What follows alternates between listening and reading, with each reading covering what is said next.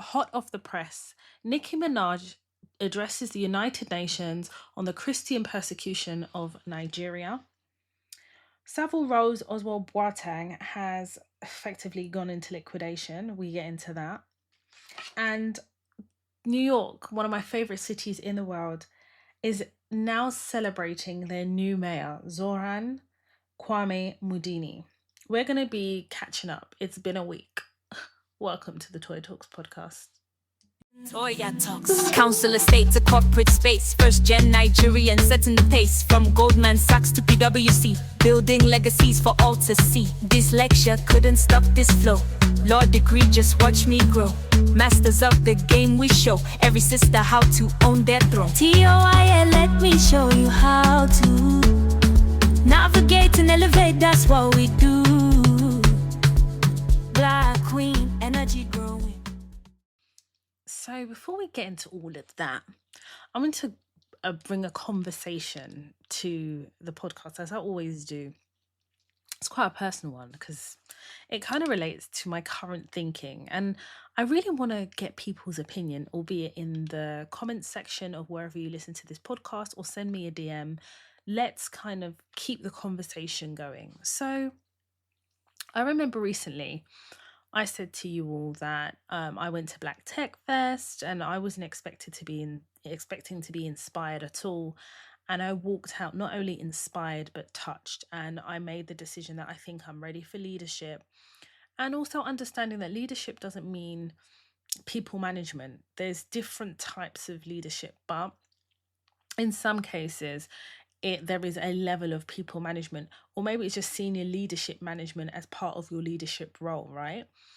So I was very intentional with the universe. And one thing I'm definitely going to bring to my stationery company, we're definitely going to be speaking about my stationery company, which launches on the 24th of November, sistyscribble.com, get to know, is I am very intentional about my career and I'm very intentional as a person, right?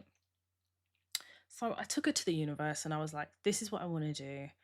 But I didn't really think everything through. It was almost like I had a eureka moment and I was like, I'm ready for this. I've been in my industry 15 years and I don't think my age is a reflection of anything other than experience. And I was like, maybe I'm ready, okay? And I thought, if certain things don't materialize, then I think it's the universe pointing me in another direction. And I was very clear about kind of leaving it up to the universe to decide. But this is kind of what I think I kind of want to do, is move into leadership. And I'm going to be really honest with you, right? I'm actually uncomfortable with leadership as a Black woman. Just hear me out a minute, right? This is why representation matters so much, right? It's not always about your proximity to be able to have conversations with Black leaders, because sometimes they're not close enough to you for you to have access in that way, rightly or wrongly. Sometimes it's just about seeing it to know of the possibilities and almost being inspired by what the possibilities are for you, right? And in my career, I've only had the experience of one Black leader. And it was during COVID when I was working on like this massive project, honestly. And my manager was not just Black, but she was a Black woman. And that to me it meant the world to me that I could work under her and that she really trusted me. We got on really, really well. And I was able to kind of, to a level or to a degree, see how she navigated. But I never really got close to her. And I did try to, but sometimes when someone is just not that way, and when I say get close to her, it's more about really understanding how she got to where she is, her motivations, her psyche, and really just understanding how the path was for her. Because as a Black woman, there's a couple of things I can assume, and one of them is there was no straight path to her leadership, right? And there was no straight path in her career. But I wanted to have really honest, and maybe I can have them now, because we still chat now and again, but I've never kind of, I don't know, but you can read the vibes, right? But she's always been really lovely to me.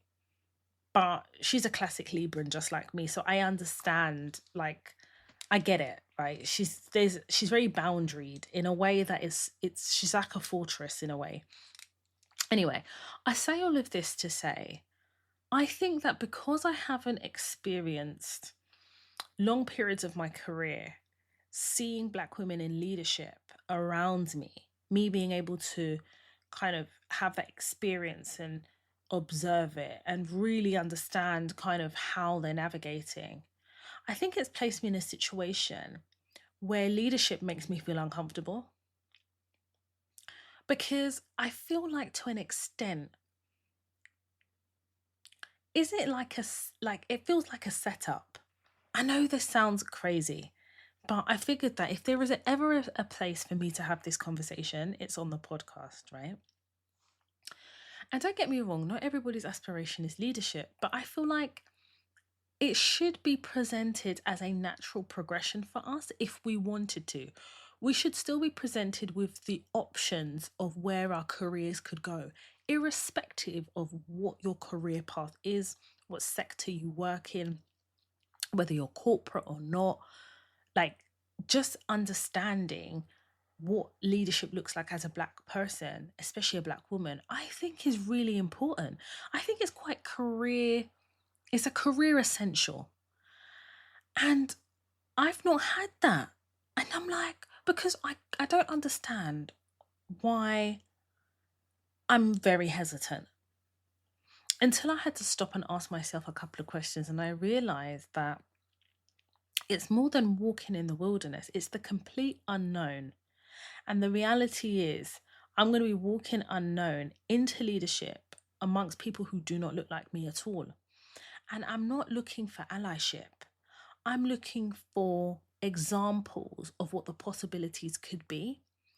And yes, to an extent, maybe I could become that for someone else, but I feel like as where I am in my career, I need to see that more. I need to see Black leaders more, especially Black women. And I'm 41 years old, and I'm sitting here honestly telling you that I know that that is the next step, but I don't know if I can do it. I don't know. And it's so weird that I say this to you, because I am a go-getter. I'm all those things, but I've always felt very comfortable being senior commercial manager, commercial contract manager, or senior lead, right? But I've never considered the possibility of being a director. I haven't. And when I say I've never considered the possibility, it's as in actually walking into that role. I've always had conversations about the possibility, but it seems so far out of reach. And because I'd never had enough examples of seeing it, it didn't bother me that it fell out of reach until now. And part of me thinks, is it possible to be at a director level, have the work-life balance, still be a present mum and a present wife, still enjoy life, and still show up as a director? Like, is that possible? And I want to speak to Black leaders to find out. But where do you even start having it? Where do you find these Black leaders? Because there's not very many, especially in my sector anyway. It's not, like I said, in my 15-year career, I've only had one Black female manager. And it was a global crisis that was happening at the time. And I was working on a massive project. And I just happened to be in her team. It's kind of crazy to think about, isn't it? Like, that we know that representation matters, but if you take a step back, how often do you see that representation, and how does it actually affect your career growth or career planning? What does career planning look like to you if you can't visually imagine yourself somewhere? And I'm all for manifesting, but sometimes what is possible, or the confirmation of the possibilities, is what you can see. Does that make sense? And I'm hoping this makes sense. So I remain in my career crossroads. I'm not afraid, I'm not worried, I'm none of those things. I don't even feel stuck. I just feel like slightly career purgatory. It's is how it feels because I need to make a decision. And I think the decision I need to make is continue with the status quo. And is continuing with the status quo coasting? I don't know. But I'm coasting in six figures. So I'm just like, is it? It's not bad coasting to be in, right? But and more than that, I think it's more about my development and kind of the example I set for my daughter and what continues to drive and motivate me. And on the other hand, I'm being fed from a motivational perspective through like my stationery company, my Toy Talks podcast and platform. These things feed me because I feel like I'm giving back. I'm giving back, like to the universe, to my community, to women, and that fills me up. Yeah, do you know what I mean? But my career has always been really important to me because it saved my life. And I've said this so many times on here, but it really did. It gave me structure, it gave me purpose, it gave me stability, and it gave me a focus during times when I felt like I had nothing. I felt like nothing. And I had walked so many years in the wilderness before I even fell into my profession. And equally as well, I think I'd gotten to a point where I had so much self-doubt about what I could be because everyone seemed to have it all together. But for many years I didn't. I didn't know what the fuck I was doing, honestly. I came out of university and I was like, what the fuck? Like, you just become a lawyer, and I hated it. I hated working in law firms. Anyone who works in a law firm, I'm not disparaging what you do. I have a lot of respect for qualified lawyers who work in law firms. I respect every profession anyway, but I'm just saying my experience is when I was working in law firms, I felt like I couldn't breathe. It felt very stiff. And I now know it's that rigid in a suit, like this, it was so rigid. And then to think after all those years of studying you still have to do like CPD points, which I do in my career now, but the difference is like it's almost like you have to keep proving to the law society that you're still worthy of your license, and you have to do all these exams every, is it, well, back then it was like every year.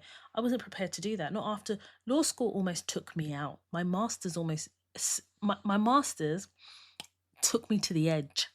So for me, after all of that, I qualify, I still have to do, oh hell no. I was literally 6 months from qualifying and I said to my dad, I'm done. I am done. And I'm just so grateful for the father I have had. And I say had because he's passed, but I say have because he's still my dad. Because he was like, you've got your education, you can do anything. And you don't just have education, you've got education experience and you're smart. My dad, the way my dad spoke life into me. And he, you know, some fathers would be like, you've got 6 months, you've got to do it. He knew I hated every part of the process of qualifying as a lawyer. I don't regret the qualification, the study, absolutely not, because it's the reason I am where I am today. But honestly, I feel like, and let me just elaborate on the setup part of kind of what I feel in terms of Black leadership, right? I feel like, and I remember like talking about this on an episode, and I was covering a particular lady who basically she had been given a role. No, they had two roles merged into one, and this lady, this Black woman, took that role, and she was like the CFO and COO, or the CEO and COO, and I just thought, fucking hell, that's mad. And then there was another lady where they gave her this role, and it's almost like they set her up to fail because they didn't give her the support she needed. And for me, I feel like in order to thrive in leadership, you have to have support, like you have to have sponsorship. And it's not just from other leaders, because that's important too, but sponsorship from the organization. Like, they have to get behind your tenure. Do you get what I'm saying? And as a black woman, I'm going to be really honest. If I wanted to be a fucking politician, I would have been. I'm no politician. I'm not polished like that. Like, hear me out, because I didn't even think we'll be going into detail like this, but I'm going to get this out. I'm not polished. You will never see me in a suit, ever, ever see me in a suit. And I'm not saying that makes, but I'm just saying, in terms of whatever the conventional director is, I'm not her. Do you know what I mean? In the conventional sense, I'm never going to wear a suit. I will use my voice. I will speak the things. And I'm not looking for fans. I prefer respect. I don't deal in fear. My currency is respect. But how do you navigate as a black woman director in a space where people on your level of leadership do not look like you? How do you go into an organization as a director? You know, it's not like you've been in an organization for a long time and you've kind of grown into that role. And for a very long time, I thought that that's kind of how it would happen for me. If it did, I'd be working in an organization and I'd be like the natural successor, or I would be like a senior whatever, and then I would be like an assistant director and then possibly a director. I never actually considered the possibility of walking into an organization as a director. And I feel as black women, when you go in to a new organization as a director, like, you're going in not knowing the elements. Do you get what I'm saying? It's like going into a snowstorm and you're like, right, I'm going to take a jacket because I probably need that in a snowstorm. But the tools are probably in the organization. And I'm going to have to look for all of the tools I'm going to need for this snowstorm. And I'm going to have to trust that, number one, they're going to let me in to find those tools. Number two, they're all going to tell me the truth. And number three, that I'm going to be given the ability to grow as a person to really embody this role.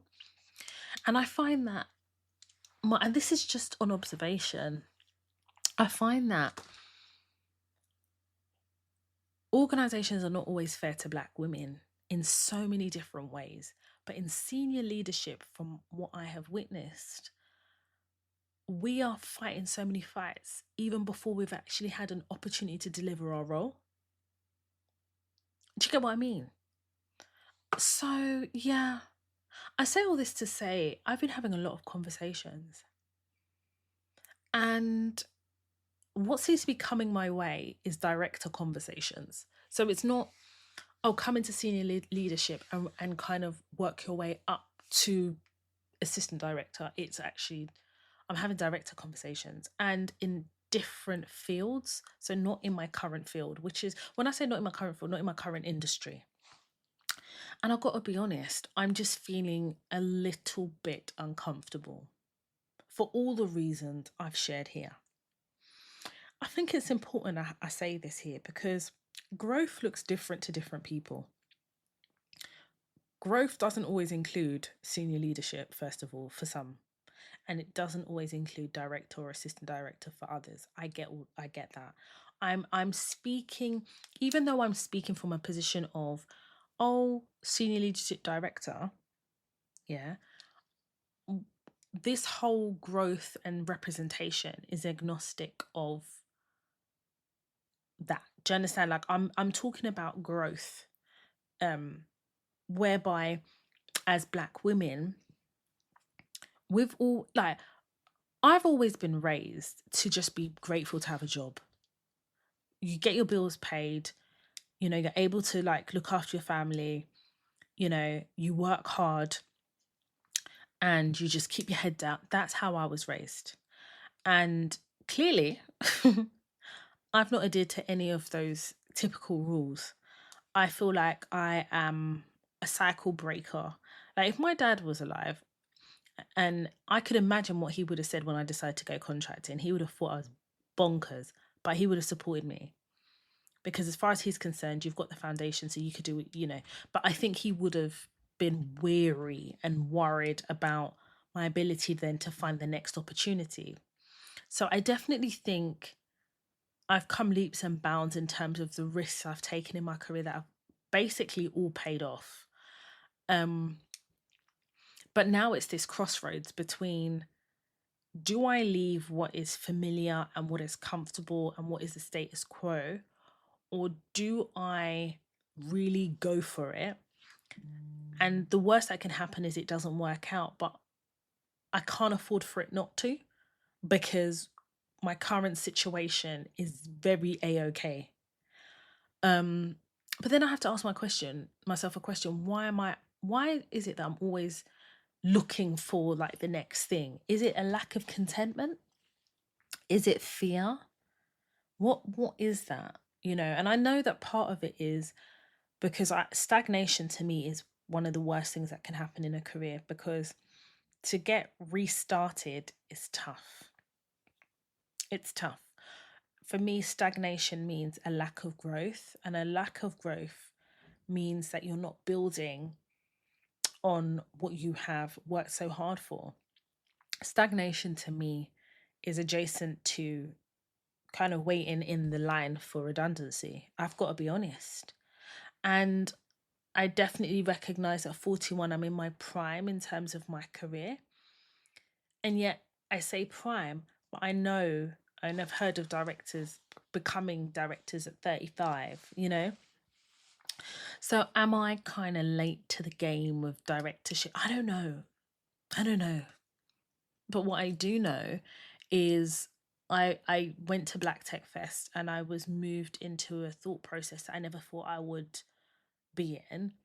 And that I'm constantly now having conversations with myself about what the next steps are. What does the next 3 to 5 years look like? And it's only because somebody said to me, where do you see yourself in 2 to 5 years? And I couldn't answer the question, because I never even thought I'd be where I am now. Do you understand what I'm saying? I never I manifested things and I worked hard towards it and I was intentional, but these are things that I wanted to happen and they're here now almost quicker than I thought they would be. So I've never really thought where, do you understand? But then at the same time, it's like, what is a conventional career now in terms of how long are you supposed to stay at an organization now? What are the new rules? Well, they're not rules, but do you know what I mean? What are they? Because the world of work has changed tremendously. It continues to grow, it continues to evolve, it continues to change. So leadership doesn't look the same as it did in our parents' time when they were coming back telling us about their workspaces. Actually, we're having more open dialogue and we're challenging those quote unquote rules and the status quo of what things are. We are treating interviews like exchange of conversation and energy. And we are sometimes walking away from opportunities that our spirit doesn't feel comfortable with. So that being said and that being known, work as we know it has fundamentally changed. I used to hide and have extended lunches to have an initial telephone interview. Then I would have to either call in sick or, I don't know, take a half day and go to an interview that I hope wouldn't be more than one process, because how could I then take another day off for another sick day for my second interview? Those times have passed now. We're bolder. We're taking a day off if we want to without no explanation. Well, a lot of us are not feeling guilty for handing in our. I never feel guilty for resigning, especially when you've tried to keep me trapped with no growth. So for me, I understand how the world of work has changed. And one of the reasons I'm sharing this is because I want you to know, in as much as I've been intentional with my career, I'm focused, I've been able to manifest, I've really been able to manage my career as the true architect I am, right? But there are still, bumps in the roads that happen. There are still things that, I have to ask myself and have conversations about. And this is why I bring it here, because listen, nothing is perfect at the end of the day. And when we're talking about the world of work and we're talking about our ambitions, we're speaking knowing that the system has been fixed, rigged, constructed for not for our betterment. Like it has a the world of work, the way it's structured, is not for the benefit and advancement of Black women at all. Let me give you an example. We talk about the gender pay gap all the time, okay? And you've got organizations that proudly kind of publish their, you know, their stats in terms of like hiring and stuff like that, like proving that they're equal opportunities. But no one talks about the racial pay gap. Like no one actually talks about that. And I remember, is it Diane Butler? I think it's Diane Butler. I'd love to get her on my podcast. Someone help with that, please. Someone help me come out my comfort zone. But yeah, I believe it was Diane. I think it was Diane Butler, MP for Brenner East. And I think it was her, where she was talking about kind of making it an obligation for organizations to kind of publish the racial pay gap. And when I read that, I was like, oh my God, I've been speaking about this for ages. But sorry, I say all this to say about the system being rigged against us is in that gender pay gap, I promise you, I'm almost certain that Black women are ranked the lowest. I'm almost certain. But when it comes to qualifications, and actually, when I say qualifications, being qualified to do the job, Black women over excel, because we know that mediocrity doesn't operate for us at all. Like we have to be 5 times better, 10 times better to even get an opportunity to have a conversation. And this is before we've been able to walk in the door, sit down and have a formal conversation. Do you get what I'm saying? So I definitely feel as though when we talk about the world of work and, you know, the structures around work not being in our favor, the racial pay gap is huge. And it's a conversation that no one wants to have. No one's taken up that mantle. Apart from Diane Butler, I don't think I've heard any other MP advocate and lobby. And I would love to, like, can you imagine me like having discussions about that, or being like working with a member of parliament to kind of get that mandatory into law, that organization have a legal obligation to publish their racial pay gap. That'd be amazing. For me, that would be transformative, because I think what that does is it places organizations in center stage of accountability. It puts them on blast for potential racial can't even speak. It puts them on blast for an account. It puts them on blast and holds them accountable to explain like racial pay gaps and the disparities that would, you know, be highlighted as a result of a publication. And it would allow us as a community, as women, because there is a gender pay gap, 100%. I think it's slightly closed, but it will never be as wide as the racial pay gap at Black women and in comparison to others, right?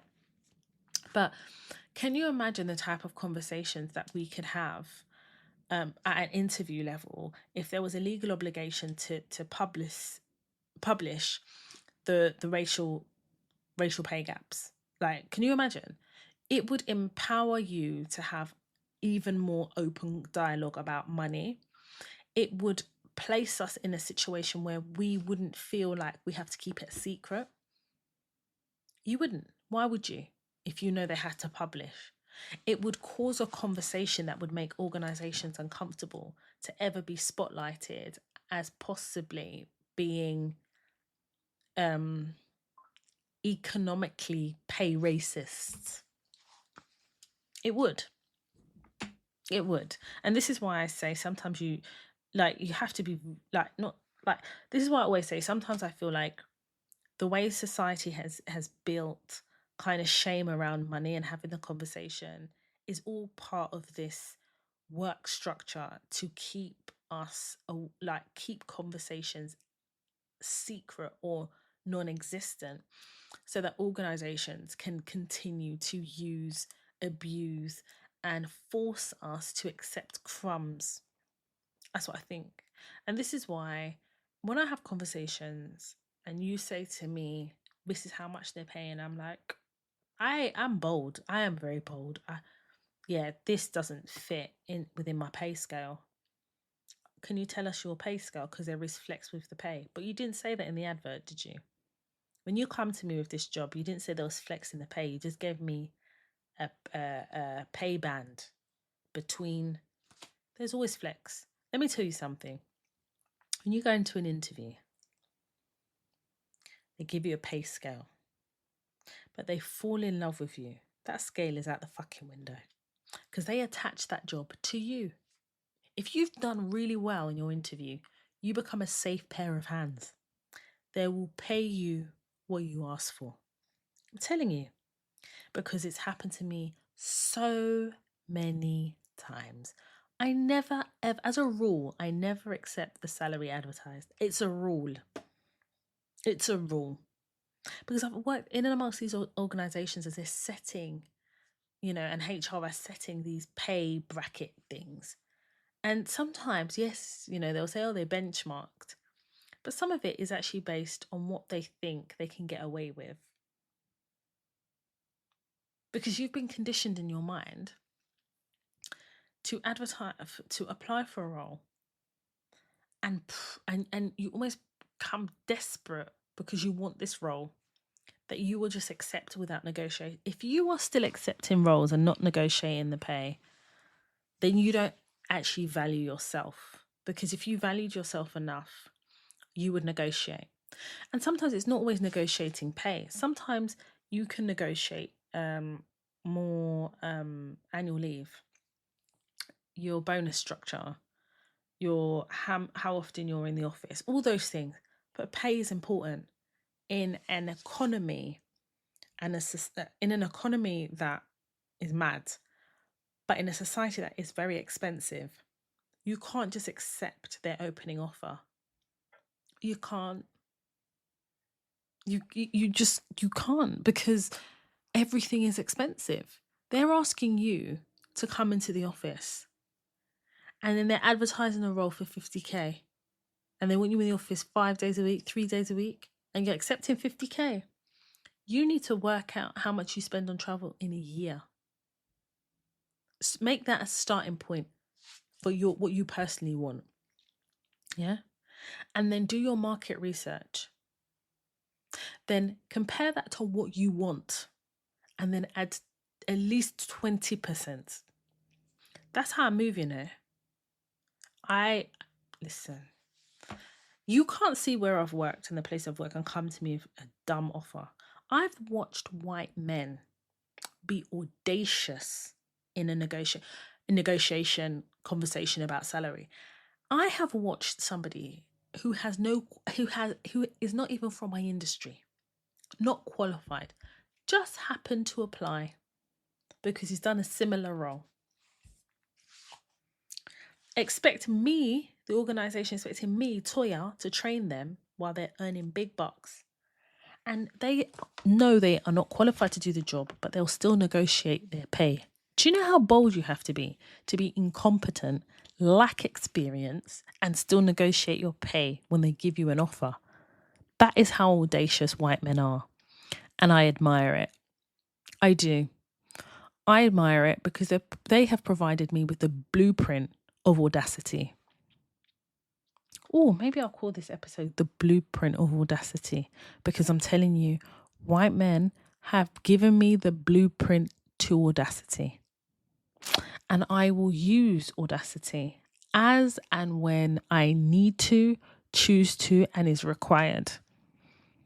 You have to gain credibility.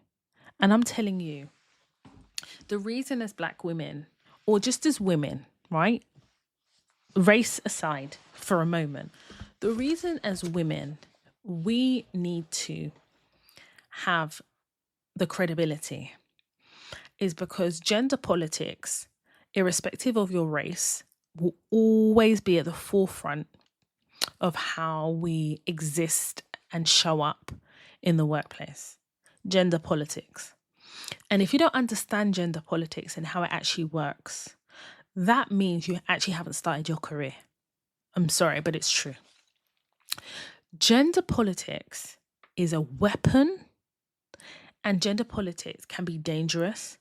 Gender politics can be uncomfortable, but what gender politics is very real. So if you have not experienced gender politics, you haven't started your career. But if you have, and you understand the psychology of the world of work, you understand credibility trumps everything. Because as women, we need to be able to actually deliver. We cannot use masculinity as a guise or as a ruse for anything. Like we understand, right? We get it. Now, add the additional layer of being a Black woman. We understand how we have to show up, because our non-Black counterparts can come with mediocrity, and that could give them access. For us, it doesn't even allow us to operate in any capacity. So we know we need to do even more. So I've worked with people who are doing the same job as me, and they will tell you, I worked my way up. Yeah, I did my GCSEs, but I did so shit at that. And I fell here. Like they just got dropped out of the sky. These times, you and I are holding 3-4 jobs down to get ourselves through education, still studying at the age of 50, 60 years old, still fucking studying. Because we know that our value is also held in our credibility. Can you imagine? This started off with me kind of talking from a space of, this is the next level, not sure, still processing. However, I'm willing to be vulnerable enough to share my thought process so far, right? But I'm also going to say, don't allow these people to suck you dry of your ambitions. Even if your ambitions extend past work, like, you want to start a business outside of work, but you use work as your seed money. Do you know what I mean? Like, don't allow your ambitions to be crushed by a system that was never built to support and enable us. And that's not to say that there aren't fellow women or fellow Black women being supported in their careers and their industries. But I've said this before, not every opportunity is an opportunity as it may be presented to you. Sometimes opportunities are shape shifting and is really containment. I did a TikTok about that actually, about understanding the difference between opportunities and containment. Because sometimes they will sell you opportunity, but it's actually containment to keep you contained in your role because it serves them. And what you may think is an opportunity is just additional labor for no money. And they will wrap it up in the bow of experience. But really and truly, are you gaining from this from an experience perspective that will position you for your next opportunity? Or are you gaining the experience to remain contained? I'm going to actually post that TikTok because I actually edited it. So yeah, I wanted to come and share that with you guys as an opener. More so because I just thought to myself, I need you guys to see like at least a glimpse to the thought process that happens in my mind. Because I feel like some people think you just fall into this career and like the doors start like swinging open. And it's not, especially as a woman, them doors don't swing open for us. As Black women, is there even a door? You have to switch all the lights on to check as a Black woman that these are doors that number one, they're doors, and number two, you want to walk through them. So yeah, I hope, anyway, I always say, and I always pray that somebody resonates with what I'm saying, someone's able to kind of really understand, or if the message is for them, or maybe this is just food for thought for the future. I don't know, but whatever. I just hope that in me sharing it provides an opportunity of clarity. So I want to talk about Rihanna, and first of all, I want to get into kind of why LVMH is seemingly cutting Fenty loose, right? Fenty Beauty. So what's actually happened? In 2025, LVMH, who own Fenty Beauty, they also own a plethora of businesses, but from a beauty perspective, I want to just give some perspective that they also own Dior Beauty. I just want to make that clear. LVMH is selling its 50% stake in Fenty Beauty. So the reason for this is the sales are down, and they're down in the double digits in North America. And they've lost like prime merchandising space in Sephora, and the revenue actually peaked many years ago, and I think it peaked when it was exclusive to Harvey Nicks. Those of us who remember when Fenty Beauty launched, you could only get it in Harvey Nicks. It had the exclusivity, which gives appeal, and also it was revolutionizing the beauty industry in the variety and options in color shades. Fenty Beauty color shades literally put the beauty industry to shame by not actually recognizing the spending power of Black women, and therefore being inclusive in its shade ranges in foundation. Fenty Beauty overhauled the extent of shades, and it reminded the beauty industry of how impactful Black women are and why Black women spend in beauty. Yeah. So an insider for LVMH says Fenty's not a core asset, so they decided not to buy the other half. So in translation, what they're really saying is Fenty doesn't strengthen LVMH's beauty business, so it's basically cutting Fenty Beauty loose, even with the Rihanna attached, even while it's still making money. So there is something called the core asset test, and it's the questions that big businesses ask themselves. And in this case, LVMH's question is, does this strengthen our core business? So that's the question. Does Fenty Beauty strengthen LVMH's core business? LVMH has two beauty priorities: Sephora, which is its most important beauty retailer, which it owns or part owns, and Dior, one of the biggest beauty brands in the world. Everything else is evaluated on one question: does this strengthen our position in Sephora or Dior? So Fenty's answer is Sephora carries competitors regardless of Fenty. Dior doesn't need Fenty to dominate beauty. The strategic value to LVMH's core assets equals 0. So the result is no core asset. So it gets sold. The core asset test, in a nutshell, is how much of an asset is Fenty Beauty to LVMH's overall beauty portfolio, and it's basically saying 0. So it then goes on to say that the core asset test is like a core question that every founder should ask. So whether you are in the beauty industry, whether you are in whatever industry, if you are an entrepreneur, you got a small business, you need to ask these, like, the core asset test question. So if you have a line in like, you've got a brand and there's a line you've come out with, you've got to ask yourself, like is it core to my business? What does it bring? You have to look at the financial as well as all the other potential benefits, or if they are benefits, how much of an asset is it to your core business? So LVMH launched Kendo to incubate beauty brands. So it once owned Marc Jacobs Beauty and it shut it down. It then owned Bite Beauty, shut it down. Kat Von D, LVMH sold it off, and Fenty Beauty is being sold. None strengthened Sephora or Dior, which is owned wholly by LVMH. So they all got cut. So their core asset test is based on what, as a brand, Fenty bought to Sephora, and if it bought anything additional to Dior, which it didn't. If LVMH won't keep a brand like Rihanna if LVMH won't keep a brand with Rihanna attached because it's not a core asset, what are you holding on to that doesn't pass this test, is the question. that founders, entrepreneurs should ask themselves.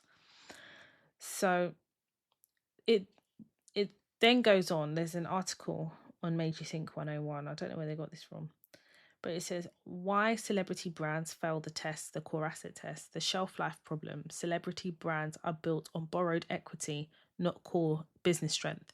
Between 2017 to 2019, Rihanna checked in, actively promoting Fenty Beauty, engaging with customers, personally driving the brand, and Fenty worked because Rihanna was the core asset. Between 2020 and 2025, Rihanna checked out, allegedly.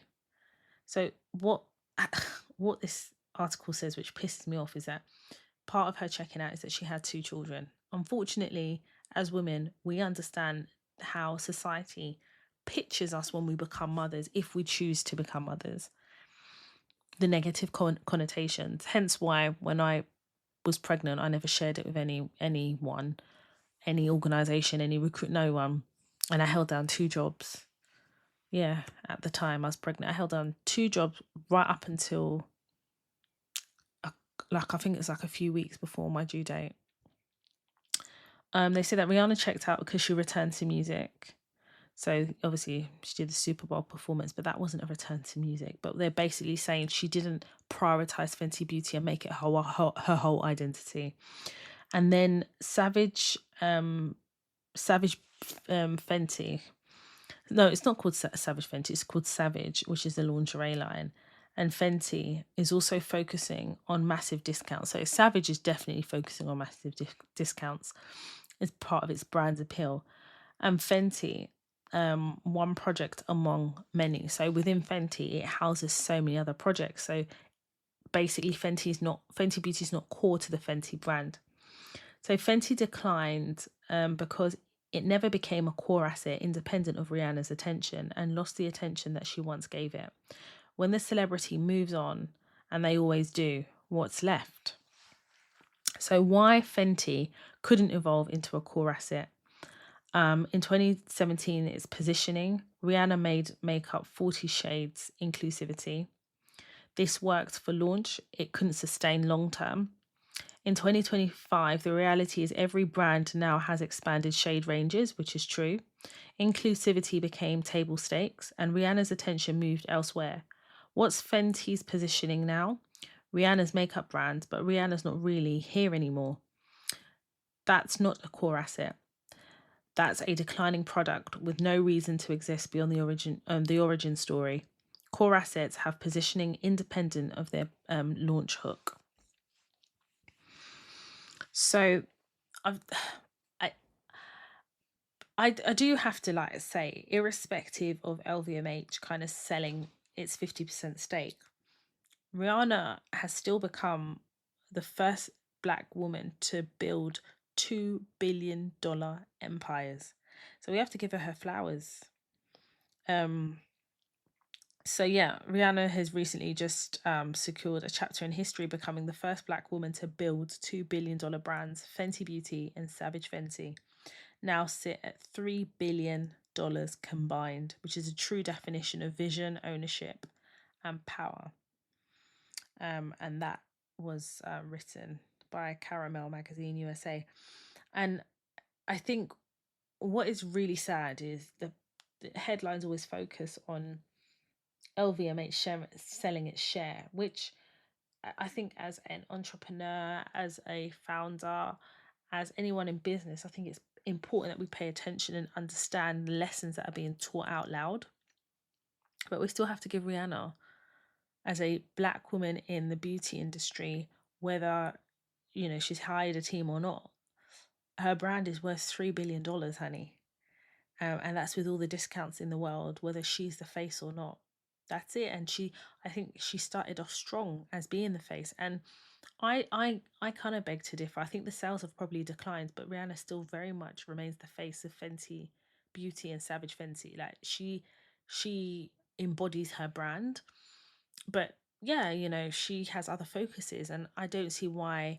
I mean, I'd love to know what her thoughts are on LVMH selling their stake and actually how it's being reported versus how she sees it.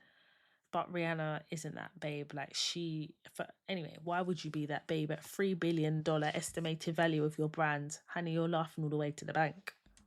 So I really want to know what your opinion is on Emma Greedy. What is your opinion? So she has a podcast called Aspire, and she's a co-founder of Skims. What is it? Good American. So Skims is a Kim Kardashian brand. Good American is Khloe Kardashian. And Emma Greedy, I'm going to be honest, yeah. I find I can't connect with her. She troubles me because on the face of it, you've got an ambitious entrepreneur, multi-millionaire, and she will tell you 1,000,001 times she's really from South London, Croydon, rags to riches story. But something is not making sense. The connector is not connecting to the connected. I said, girl, stop this shit and come with a level of authenticity that I can connect with. You married a man that is rich. So when we are talking about the story or your story, you've got to also like be honest with your positioning. If you have access to money in the way that Emma Greedy had, why can't you be successful in your own right? If my husband is a multi-millionaire, surely I will become a multi-millionaire from marriage and then add my own multi-millionaire. But I feel like with her, she's trying to sell this story, and the Kool-Aid is tasting too sugary. You understand?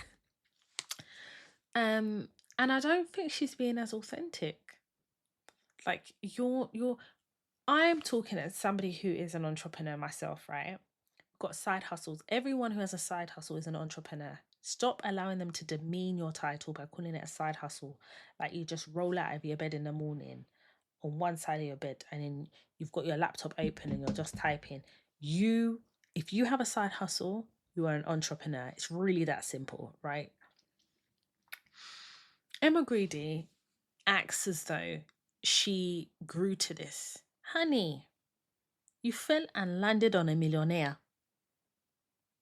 What is growing? Eh? What is growing, my love? So yeah, I can't really connect to her. Now, and don't get me wrong, I admire her confidence. I do.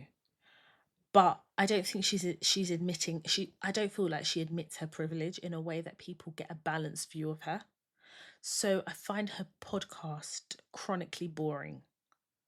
Now, there are some good interviews. So Tracy Ellis Ross, Diana Ross's daughter, did a podcast episode that I'm told is amazing. So that's on my list to listen to. The founder of Ami Cole, I spoke about her, Daria. I hope I'm pronouncing her name correctly, and if I'm not, please excuse me. Her interview was amazing, but it wasn't amazing because of Emma Greedy. It was amazing because the platform and the podcast provided the opportunity for these people to really share their authentic story. So the irony is, someone who I believe is inauthentic is actually having people who are authentically sharing their story. And I wish Emma Greedy would stop interrupting them. We know you are a co-founder. We know you are a founder. We know you are a podcast host. We know all of this. But if you're going to invite these people to come on, let them talk. I get guided conversations, but your interruptions are irritating. It's giving main character energy when you're not the main character. If you're having these guests come in to share their wealth of experience, is probably my feedback. So maybe I'll share the links, but I'm yet to be, I don't know, maybe it's because I just have expectations, and if they're not met, I'm just not, you can't sell me water and tell me it was once wine. Like, I'm not one of those people. I'm really not gullible, and I can sniff out inauthenticity a mile away. Do you understand? Like, I just feel like some people, they don't want to, like, don't get me wrong, she probably did have some hardships, but you married rich.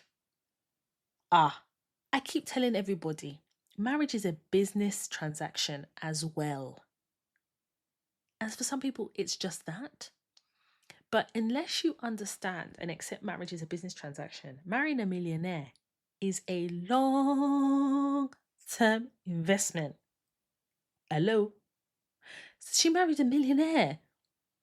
So you were wealthy in the contact list and the access to circles that your husband's wealth would naturally provide. Listen, if Kay was a multi-millionaire, I would be accessing everyone in his black book and Rolodex. But I just feel like she doesn't. She would take pictures outside her childhood home in Croydon, rag to riches story. But I feel like everyone's so desperate to be from the hood anyway. But sorry, I'm sorry. But it's true. Maybe it's because I'm from the hood. So for me, it's like I really know what it's like waiting in line um, to get your job seekers allowance, which I know it's not called that anymore, but that's what it was then. I know what it's like to be unemployed and you make a decision. Is it chicken wings, 6 wings, sanitary pads, or £5 back on the emergency? Like, I know what that feels like. Do you know what I mean? Or going without food so that you can eat the next day because your money done stretch. Emma Greedy, that's not your story. And whatever your story is, I respect it. But what I'm trying to say to you is, yeah, you probably did have a rag to riches story, but it's the riches that we're talking about here because that was your seed money. You're not like some of us who are working hard so that our careers are paying for our entrepreneurial endeavors.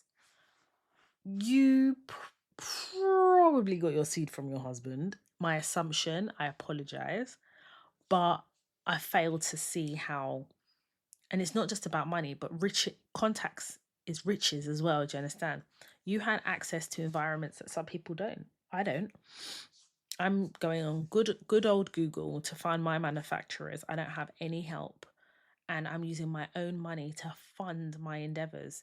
I'm not working with brands. I'm not, do you understand? I don't have that Rolodex to say, hey, I'm looking for an international manufacturer for my Sister Scribble brand. Is there anyone you can put me in contact with? And then scaling. Oh, I want to come out with this line. I have to pay for it. I have to budget my own money to be able to come out with certain lines from. Do you understand? And I get that. Like some people become rich off that, but Emma Greedy's seed money, partly she has to be honest. Did it come from your multi-millionaire? And if it did, there's nothing wrong with that. That's still part of your story. But be honest enough to tell us your story. You can still sell us the rag to riches, but as the way you talk about the rags, you must talk about the riches. Because me too, I want to live in a fantasy world with Sue. Please. Oswald Boateng. So if I say Oswald Boateng, you all should know he is or had created basically a tailoring empire of men's suits. That's what he's known for. The suits is not just tailoring, it's like top tier Savile Row tailoring to perfection, every inch, every thread, and really became a well-known, you know, I was about to say manufacturer, sorry, a well-known brand for bespoke tailoring. Now, they have gone into liquidation. They entered a formal wind up of insolvency. Um, and yeah, they're basically going into liquidation. And I just want to, say a couple of things. They basically, sorry, you can hear my baby monitor. My daughter talks in her sleep. I think it's so cute. Anyway, um, Oswald Boateng is based in Savile Row. And bearing in mind, they had amassed some cultural capital in kind of what tailoring was at the time, how it was marketed, being in Savile Row in and amongst other tailoring, big giants and big hitters. but it was a black brand, you know, and coming from our community, that it was massive what it stood for. But the problem is, and I'm assuming these problems, Savile Row, can you imagine like the lease, the rent, how much it costs? And as the years have gone by, with inflation, how expensive that's gotten. Bear in mind, Oswald Boateng as a brand hadn't actually evolved. There's no innovation. So for example, I wasn't seeing them at award ceremonies like, you know, the Guap Awards or the Mobos doing like, I don't know, like think of like marketing ways that they could have really evolved from Savile Row to make themselves more accessible. But I feel like it gained its cultural capital and then became inaccessible.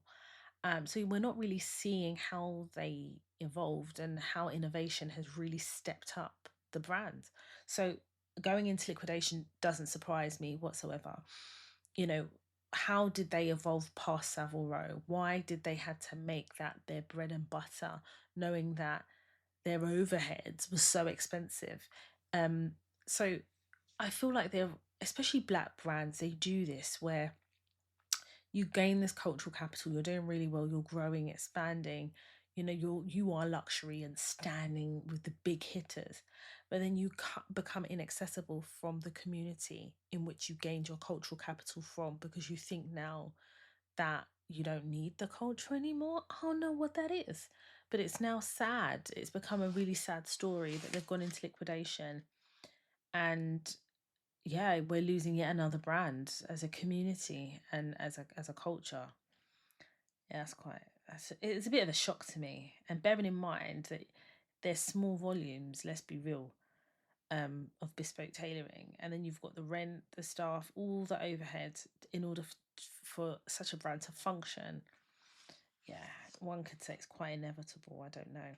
However, I want to move on quickly, and I want to talk about this because I think it's really, really important. Because I opened by saying that Nicki Minaj, like today, literally a couple of hours ago, addressed the United Nations on the persecution of Christians in Nigeria, specifically in the north. And to us Nigerians, this is not a new story. This is a polarized story, and it becomes very depressing, upsetting to really talk about Nigeria and what it's become. And there was a recent kidnapping in a school in the north of Nigeria.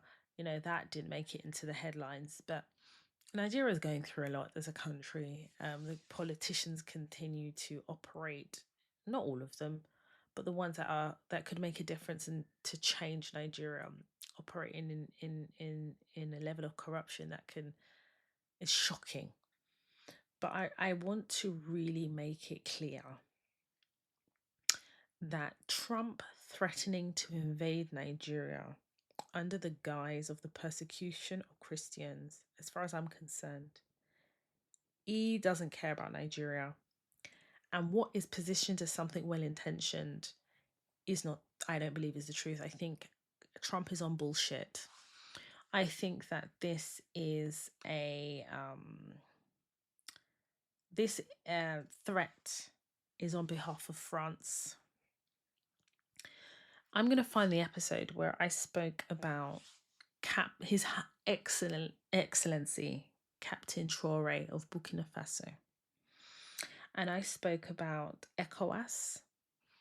I also spoke about the Sahel Alliance. I went into detail. Okay, so I'm not going to repeat everything. I'm going to put the link, and I'm going to encourage you to go listen to really understand what's happening in West Africa.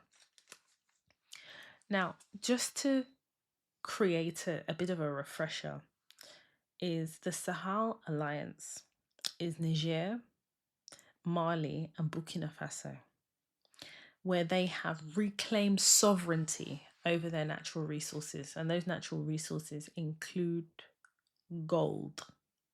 Okay?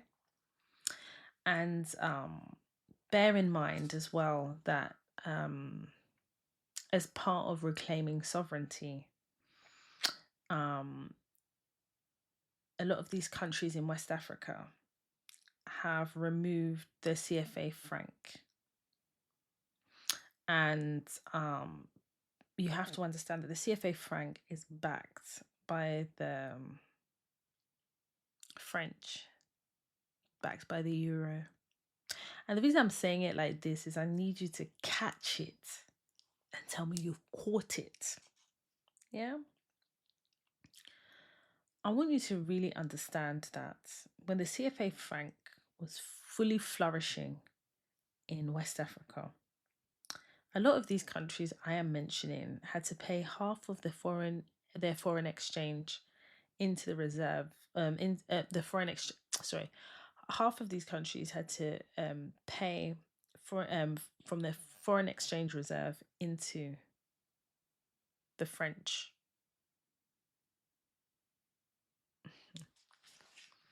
So the fact that a lot of these countries have regained their sovereignty and basically removed French troops from their countries, cut off access to France's full mobility in claiming what doesn't belong to them and paying peanuts, has put France in a very precarious situation.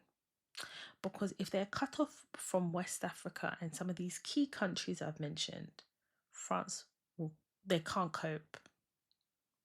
They have been riding the coattails and everything they could ride off the back of West Africa. And you've got countries like Burkina Faso, like Niger and Mali that have basically said, no, it can't run. France has no power without West Africa. And that's the gospel truth. Unfortunately, Nigeria continues to walk the tightrope of America. So this threatening to invade, Trump threatening to invade Nigeria, you have to remember who's on the border of Nigeria. Burkina Faso, Mali, they're all on the border of Nigeria. So in order to invade Nigeria, you have to basically go through these countries. So you go figure and really think about what this threat of an invasion into Nigeria really means. What they're really trying to get at, or where they're really trying to get to. It's not Nigeria. They don't care about the Christians in Nigeria. I don't believe that for a second. It's a ruse. It is Iraq's alleged weapons of mass destruction that were never found. They think we're stupid, and we're not. We're very switched on. And His Excellency Captain Traore of Burkina Faso has really shone a light on what's been happening in West Africa and how to reclaim the riches and the independence and the sovereignty of Africa, and how he's basically given Burkina Faso what they haven't had and what they came close to having. And don't get me wrong, I think the rebuilding is not it's not something that we've done in a year, but the foundation is being laid and America can't stand it. Russia, who fully supports Burkina Faso, I've spoken about this before, has basically said they're going to keep an eye on what's happening and what Trump is threatening to do to Nigeria, because Russia knows very well this is not about Nigeria and the Christians in Nigeria. It's got nothing to do. It's about the countries that are on the border of Nigeria. That's what this is about. So Nicki Minaj being used as a puppet and before the barbs start. Nicki Minaj, just go to the stage and sing. Like, do what you were ordained to do and stay out of politics that you don't understand. And whilst I fully appreciate that what is happening in the North is just diabolical, and there are, God rest their souls, Christians who are fighting for their lives in the North. If this was about that, then I would say but it's not. Because what does America think they're going to do? Liberate the Christians in the North? A whole Nigeria? Do they know?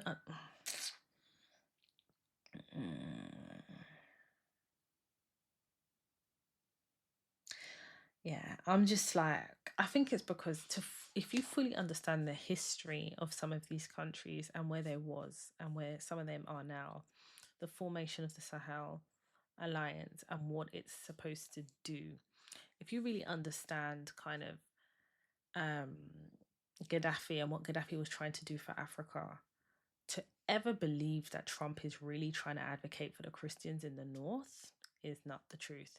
However, does the north of Nigeria have problems? Massive. So if it sheds a light on what's happening in the north, then 100%. But a possible invasion into Nigeria is not an invasion into Nigeria, by the way. Bearing in mind that the president of Nigeria and Trump are like 5 and 6.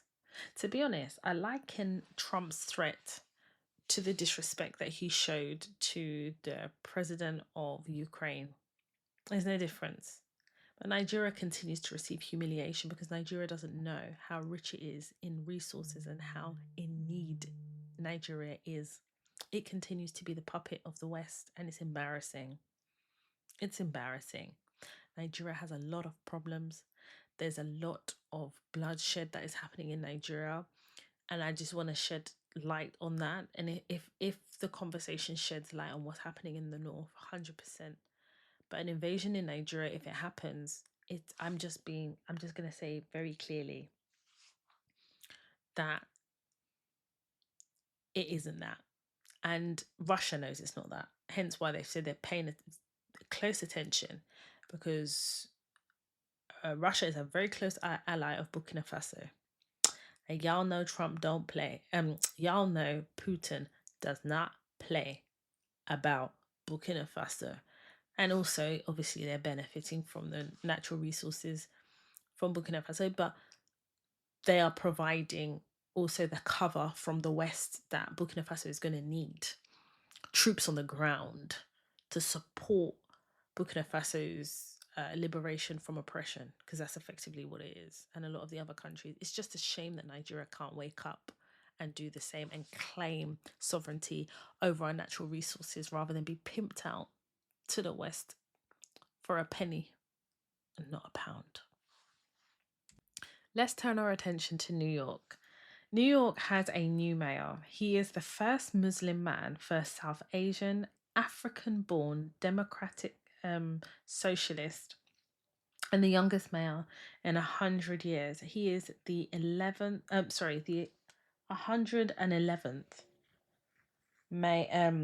mayor of New York, and his name is Zohan Kwame Mudani. And I think his story and how he became mayor needs to be studied, and I'm sure somebody is making it into a movie. He had 26 billionaires who collectively spent $22 million to stop him becoming mayor. And he became mayor anyway. And I think this is a classic tale of what the people want.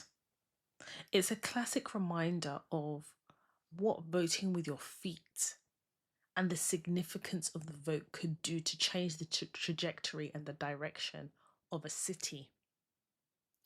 It shows, for me, Zohan shows bold courage to go against the status quo, who understands the issues and is not afraid to address them, who doesn't take an average approach or a yes man approach to dealing with things that are affecting New Yorkers. He tells you what the problem is, tells you what the solution is, and tells you what he's going to do.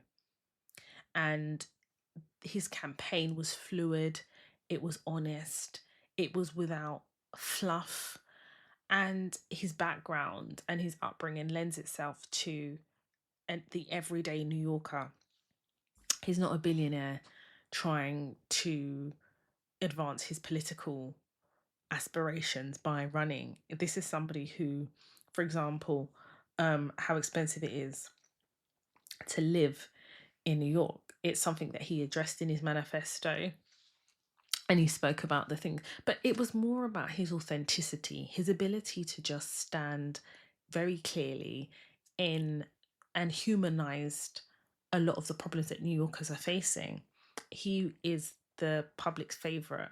He stood for something and he followed through.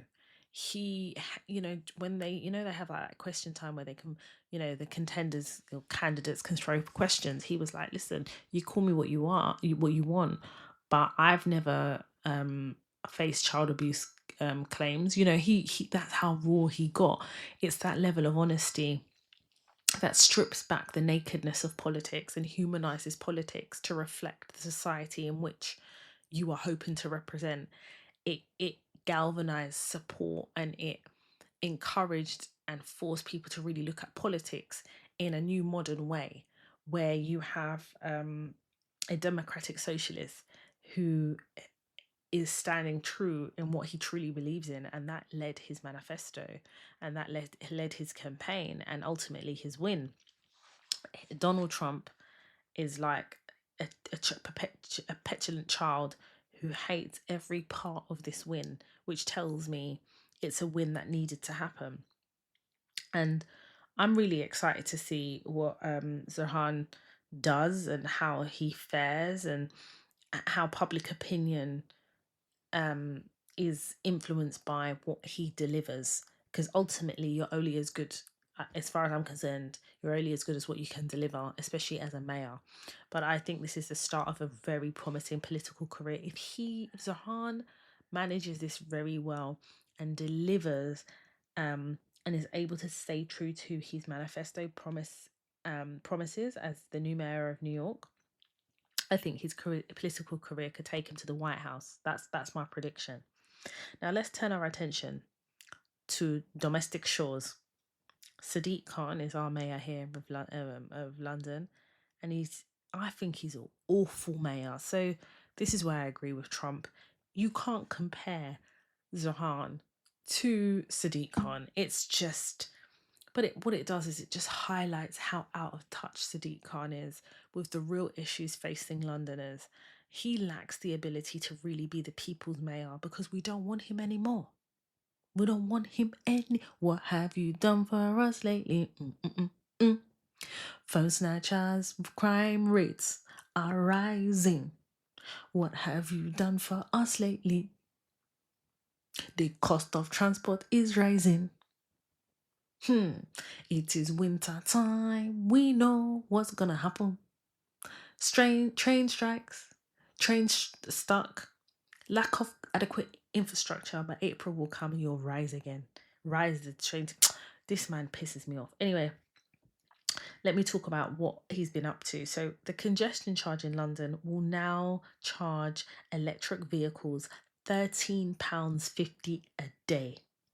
This only goes to prove that electric vehicles was never about air pollution and was always about making money. Loads of you that ran to get EVs because it's free to hit congestion zones, look at it now. But I was reading a comment on shut_up_you_clown, and one of the comments made me die. Let me read the comments here. Let me find the comment. How the fuck can you possibly charge congestion charge to stop pollution on supposedly non-polluting cars? Can a supposed expert please explain? Because the whole idea of electric vehicles is to lower pollution, but now you're charging them congestion to. I'm actually done. I'm done. Sadiq, I feel like the whole electric vehicle was a trap. It was a money-making scheme. Those of you who ditched your cars, ditched your petrol cars, had no choice but to ditch the diesel for an electric vehicle. It turns out to be more expensive. You got to get the charging port. You got to do all of that shit. And I was one of those people who's going to get a Tesla, but I will not be brand stamped by Elon Musk, and I will not get an electric vehicle. I tell you that for free. But yeah, that's basically what I wanted to share with y'all. But before we close, I do want to share something. So there's been a complete overhaul of the national curriculum here in the UK, which is brilliant because it means that it's finally being accepted, acknowledged that the education system needs to move with the times and that this is the time of innovation and AI. So, what do those changes look like? So, it will come into effect from September 2028, spotting fake news and fundamentals of money to be taught at primary school level, computing GCSE to be revamped, all schools to offer triple science GCSE, a new reading test in year 8 and strengthening the year 9 writing test, a new oracy framework to help pupils become more confident speakers. So, like, or to be an oracle, basically, just teaching confidence through like public speaking and things like that. So, reducing the overall volume of exams that students take at 16 by 10%. And I know there's other changes that will kind of place AI at the very forefront of education. Um, anyway, I took that list from Simple Politics on Instagram, which I love. So make sure you subscribe to Simple Politics because I love them. They really know how to condense certain things into bite-sized, digestible pieces of information. It's brilliant. But the point is here, I think it's amazing because I think social media shows you how uneducated our society is. I'm sorry, in terms of education. But more importantly, it's about acknowledging how education has changed, and the whole idea of education and what it stood for before and what it means now is completely different. So things like public speaking confidence, to really place innovation at the heart of the curriculum is important for the survival of education, that and whatever jobs are going to look like um, when AI is fully embedded into society. So you have to teach what these students who will be adults will experience in the world. The current education system doesn't prepare students for the world. Like, you've seen the rates of unemployment with new graduates, and how AI is really becoming quite a disruptor. You've got organizations ditching um, their staff because they think AI is going to replace them, which right now that's not the case, but it could potentially be the case. So, understanding AI, teaching it, also knowing the boundaries and perimeters of AI is something that needs to be introduced into the curriculum. So 2028, all of those changes within the national curriculum should be rolled out. So I think it'll be interesting to see what the new curriculum looks like and how it will be delivered. So yeah, listen, before we wrap up this podcast episode, you heard me mention my stationery company called Sister Scribble. It actually launches on the 24th of November, and it basically revolutionizes how we see stationery. I want to inject the genesis of what stationery is, but more about what it also looks like and how it makes you feel and what it should encourage in terms of creativity and accessibility and trusting your ability to create. And I want to inject color and fun usability into stationery. And the first rollout of the notebooks, every collection will have a collection of notebooks and other things and accessories. I'm currently developing a journal which will also be neurodivergent friendly, accessible to everyone. And my stationery brand is heavily influenced by the 90s era, where the 90s for me was about individuality and the access to creative freedom in a way that I don't necessarily think we see now, especially in stationery. Um, there is a fun, there is a color, there is an innovation in stationery, which I hope is then captured within my Sister Scribble brand, and it's for everyone. And I center women because I am a woman, but I also center creativity and the ability for us to enjoy stationery again.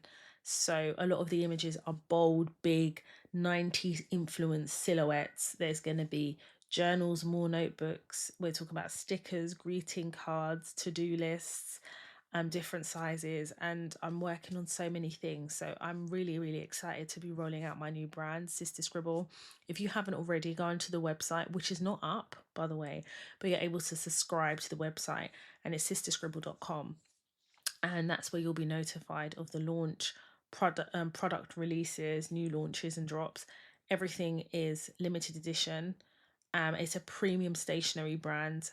And if you know anything about me, I like nice things. So everything that comes from me is going to be amazing. And I can't believe it's actually come from an idea. Now in life, I am a stationery brand founder and creator. It's just a blessing. And I'm so excited for you all to go on the journey of Sister Scribble. So yeah, www.sisterscribble, SISTAHSCRIBBLE.com. So I'm going to leave it there. If you have a work-related dilemma, your anonymity will be protected. Email me. Work or life dilemma. hello@toytalks.com.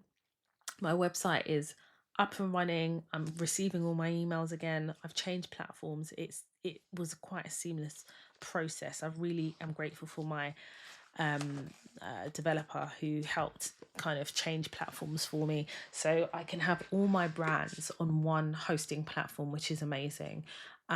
If you don't know, if you're new here to the podcast, I am the creator and founder of the Toya Talks podcast and platform, and also new stationery brands called Sister Scribble. So I'm really excited, but I want to make clear they're both very independent brands. So Toya Talks and Sister Scribble are independent brands of each other. There may be some synergies, but they are separate brands. So if you want to follow me on social media, Toya_Washington or Toya_Talks. I'm active on Instagram. I'm also active on TikTok, Toya Washington, all one word, or Toya Talks. You can find me there. But yeah, I want to thank you all for joining me. Thank you for your support. Have the conversation in your group chats. Let's share the podcast, share the episodes, and I'll see you all again next week. Thank you so much for listening. My name's Toya Washington, and you have been listening to the Toya Talks podcast. TOIA, let me show you how to navigate and elevate, that's what we do. Black queen, energy growing, no fantasy, just real talk. From classroom dreams to boardroom walk. Black woman power, watch it shine. Breaking barriers, redesigning time. From Tottenham roads to CEO, every step teaching what we know. Not just surviving, but thriving more. Opening every closed door. Toya Talks, Toya Talks, Toya Talks. Black queens to the top and we're still